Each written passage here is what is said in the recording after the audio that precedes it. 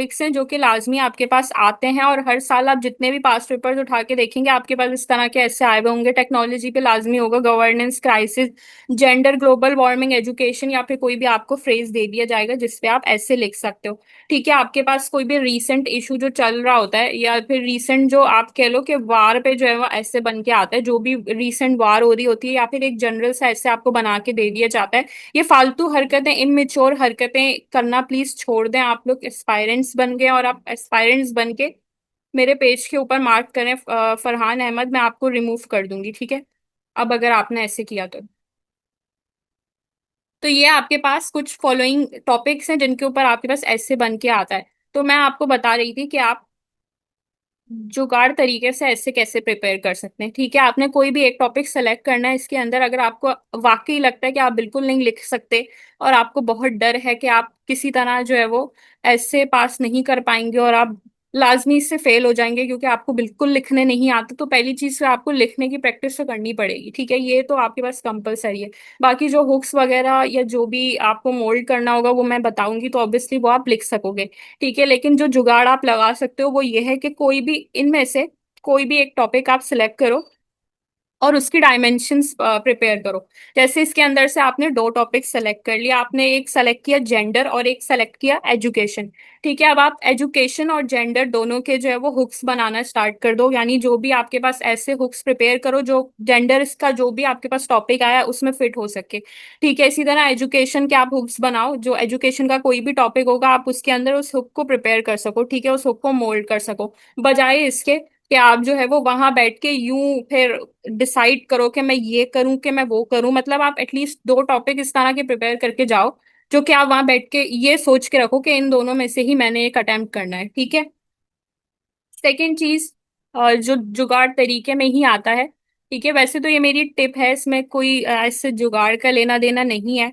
बाकी जो एजुकेशन वाला टॉपिक है तो इसके अंदर मैं कह सकती हूँ कि आप रट्टा मार सकते हो। ठीक है, अगर आपको लगता है, आप बहुत डर है कि आप बिल्कुल ही फेल हो जाओगे, तो आप इसके अंदर मेमोराइज कर सकते हो। ठीक है, क्योंकि एजुकेशन का जो टॉपिक है वो ज्यादा इधर उधर नहीं होता। ठीक है, एजुकेशन की जो जितनी भी डायमेंशंस आप पास्ट पेपर्स में देखते हो, आप अगर वो सारी प्रिपेयर कर लो तो आप एजुकेशन पे एक अच्छा ऐसे लिख सकते हो, उसको मेमोराइज करके जा सकते हो। ठीक है, एजुकेशन जो है वो एक ऐसा ऐसे होता है कि जिसके अंदर आपको थोड़ी बहुत चीजें चेंज करनी होती है, थोड़ी बहुत चीजें, जैसे कि आपको कंक्लूजन एक अच्छा बनाना है। ठीक है, आपको जो भी इश्यूज हैं एजुकेशन के, रीसेंट इश्यूज, वो आपको देखने हैं कि वो क्या हैं, और उसके सॉल्यूशंस देखने हैं कि वो किस तरह के हैं।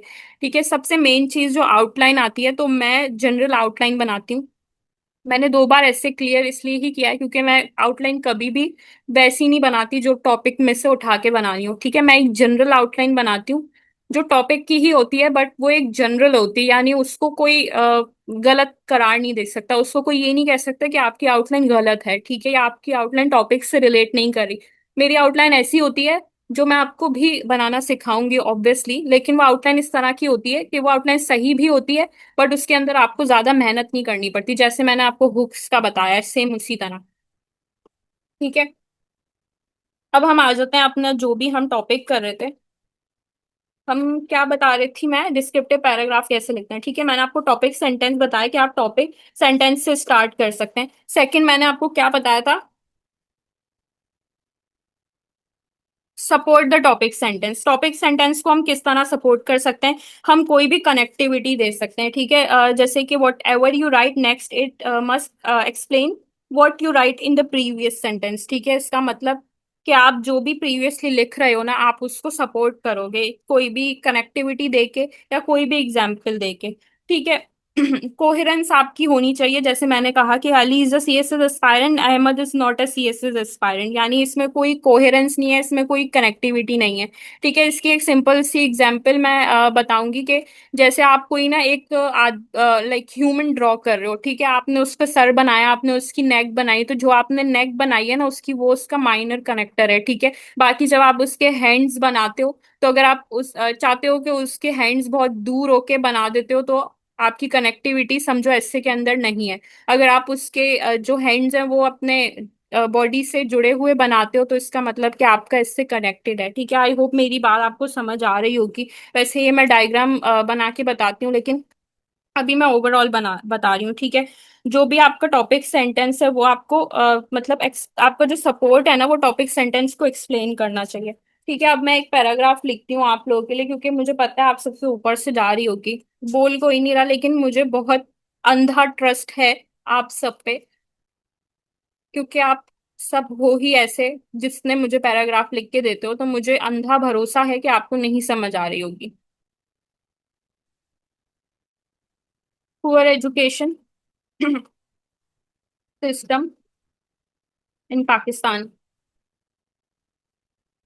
Ills and remedies.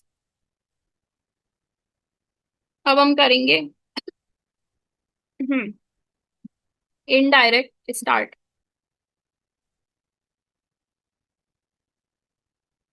इसकी जगह आप हुक भी लगा सकते हो, लेकिन क्योंकि ये पैराग्राफ है, आप हुक इंट्रोडक्शन के अंदर लगाओगे, पैराग्राफ्स में नहीं लगाओगे। लेकिन अगर आप हुक लगाते हो, क्योंकि ये पैराग्राफ आप लिख रहे हो सिर्फ टॉपिक पे, तो भी आप हुक लगा सकते हो, ठीक है।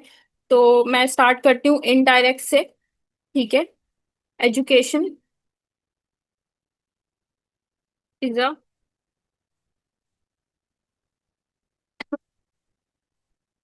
State towards the path of success for a country to become more prosperous socially,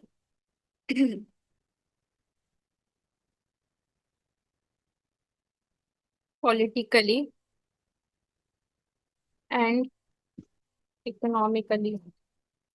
ये हो गया मेरा इनडायरेक्ट स्टार्ट, ठीक है। क्योंकि मुझसे पूछा गया है कि पुअर एजुकेशन सिस्टम पाकिस्तान में किस तरह का है, इसकी मुझे बतानी है कि इसकी मतलब प्रॉब्लम्स क्या हैं, और मुझे इसके सॉल्यूशंस भी देने हैं। तो मैंने स्टार्ट किया कि एजुकेशन जो है वो हमारी कंट्री के लिए एक कामयाबी का जरिया है, ठीक है। ये मैंने स्टार्ट किया एजुकेशन के बारे में बताने के लिए, ठीक है। एजुकेशन को हम और अच्छा किस तरह से बना सकते हैं कि हम उसको सोशली बेहतर बनाएं, पॉलिटिकली बेहतर बनाएं और इकोनॉमिकली उसको बेहतर बनाएं, ठीक है। अब क्योंकि मुझे सेंटेंस मेरा कंप्लीट हो चुका है, ठीक है, और मुझे जाना है अपने आगे वाले सेंटेंस के ऊपर, तो ऑब्वियसली मैं ट्रांजिशन लगाऊंगी। जैसे हम नॉर्मली बात कर रहे होते हैं ना, ऐसे नॉर्मली मैं बात कर रही हूँ अली के बारे में, मैं बोल रही हूँ कि यार अली जो है ना काफी अच्छा लड़का है, पढ़ने में भी काफी अच्छा है।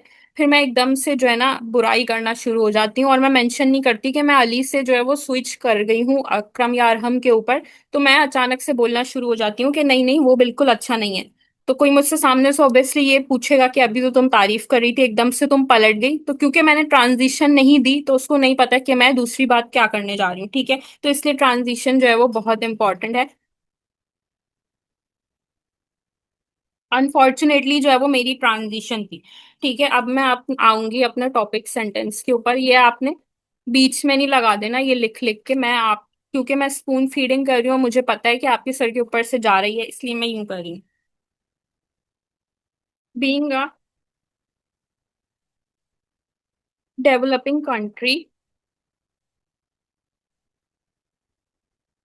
Pakistan has faced critical education problems which are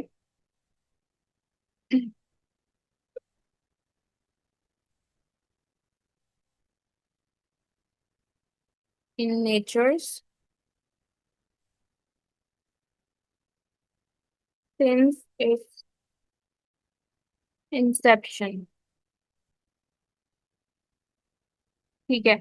अब जो मेरा टॉपिक सेंटेंस था, जैसे मैंने बताया कि जो भी मेरा टॉपिक सेंटेंस होगा वो मेरे टॉपिक से रिलेट होना चाहिए। जो भी मेरा टॉपिक सेंटेंस है वो मेरे टॉपिक से रिलेट है। जैसे मैंने कहा कि बीइंग अ डेवलपिंग कंट्री, तो मैं पाकिस्तान की बात कर रही हूँ, ठीक है। उसके बाद मैंने कहा कि Pakistan has faced critical education problems, क्योंकि मुझसे इल्स पूछी गई है, रेमेडीज पूछी गई हैं, तो इसलिए मैंने अपने टॉपिक सेंटेंस को रिलेट करके इसको लिखा है। Which are multi pronged in nature since its inception, ठीक है। जब से पाकिस्तान बना है तब से ही उसको इसी तरह के इश्यूज आ रहे हैं। अब मैं आगे इसके सपोर्ट लगाऊंगी। सपोर्ट जो है वो हमेशा किसी फैक्ट या फिर कोई ऐसी एग्जाम्पल जो आपके पॉइंट को सपोर्ट कर रही हो, यानी कोई आपको ऐसा फैक्ट देना है जिससे पता चले कि जो आपका जो पॉइंट है वो वैलिड है। जैसे मैंने फैक्ट लगाया अप्रोक्सीमेटली, ये मैंने कनेक्टर लगाया है, ठीक है, ट्रांजिशन भी कह सकते हैं, क्योंकि मैं स्विच कर रही हूँ दूसरे उससे। पहले मैंने स्विच करा अनफॉर्चुनेटली लगा के, अब क्योंकि मैं फैक्ट लगा रही हूँ तो मैंने अप्रोक्सीमेटली लगाया। अप्रोक्सीमेटली लगाने की एक वजह यह है कि अप्रोक्सीमेटली से जो भी मैं मेंशन करूंगी ना, जो भी फिगर मैं मेंशन करूंगी, तो उससे पहले ही मैंने अप्रोक्सीमेटली लगा दिया। तो अगर वो आगे पीछे भी होगी ना, यानी ओवरऑल जो फिगर होगी, अगर वो आगे पीछे भी होगी, एग्जैक्ट फिगर नहीं भी होगी, तो क्योंकि मैंने अप्रोक्सीमेटली लगाया हुआ है तो वो सही कंसिडर हो जाएगी।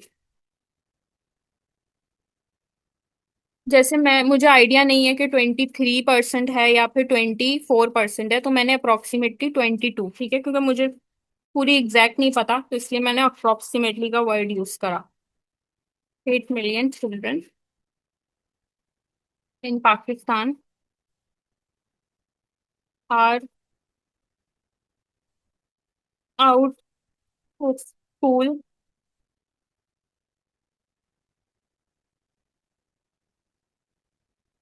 अकॉर्डिंग टू recent report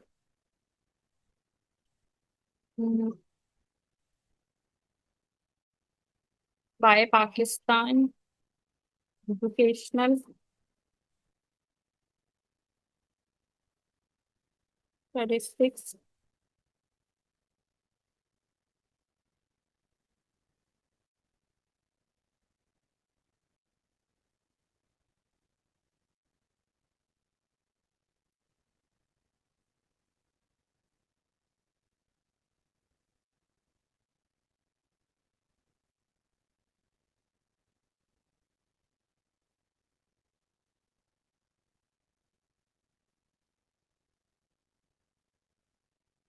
अब जैसे मैंने आपको बताया था कि हमें 3 आर्गुमेंट्स देने होते हैं, ठीक है। हमने पहला इल लिखना है। कनेक्टर लगा रही हूँ टू बिगिन विथ, ठीक है। पाकिस्तान एग्जामिनेशन, ये मैं पैराग्राफ के अंदर जो है वो आर्गुमेंट दे रही हूँ, इसलिए मैंने इसको कनेक्ट कर दिया। जब आप आउटलाइन बनाएंगे तो आप मेजर कनेक्टर यूज करेंगे। कनेक्टर्स भी मैं बता दूंगी क्या होता है।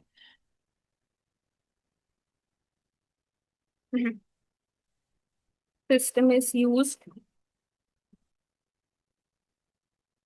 For rote learning rather than critical thinking and problem solving techniques.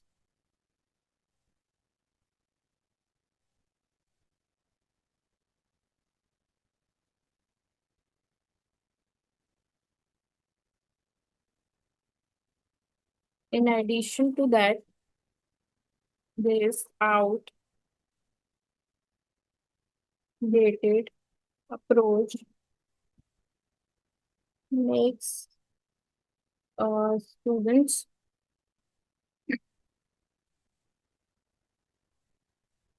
unable to keep up with today's demands and higher education. इसके बाद में लिखूंगी अपना सेकंड इल। इसके अंदर मैं कनेक्टेड लगाऊंगी coupled with, क्योंकि मैं इल ही लिख रही हूँ।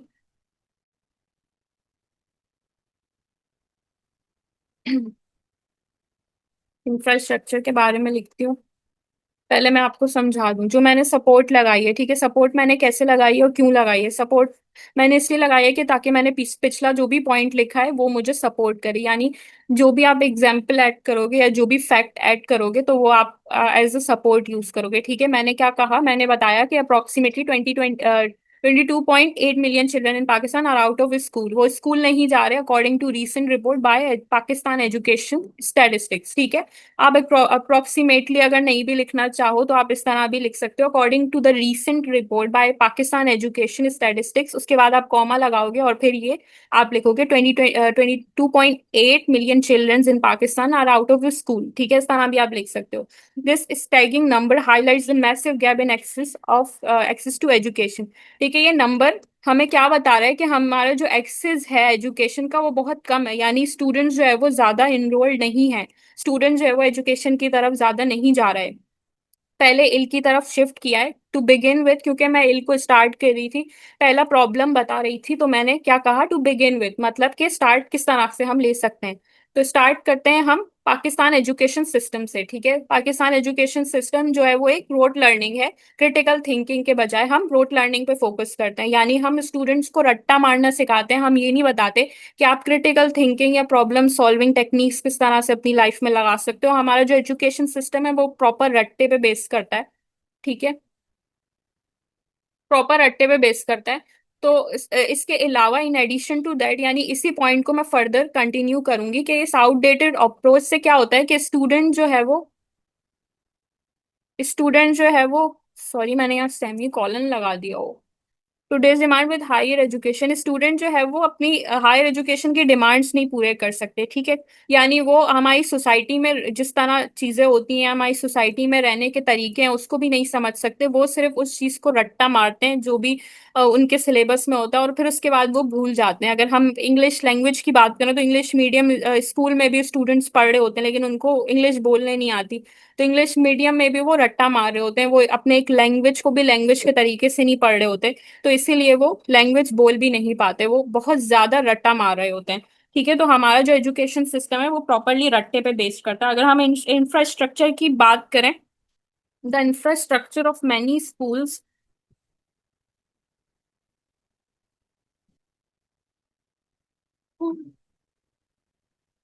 स्पेशली, ये मैंने डिस्क्रिप्टिव लिखा है,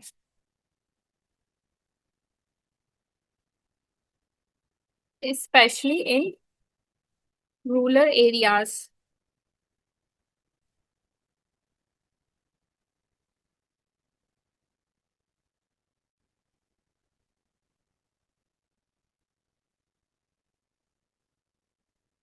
most schools lack basic facilities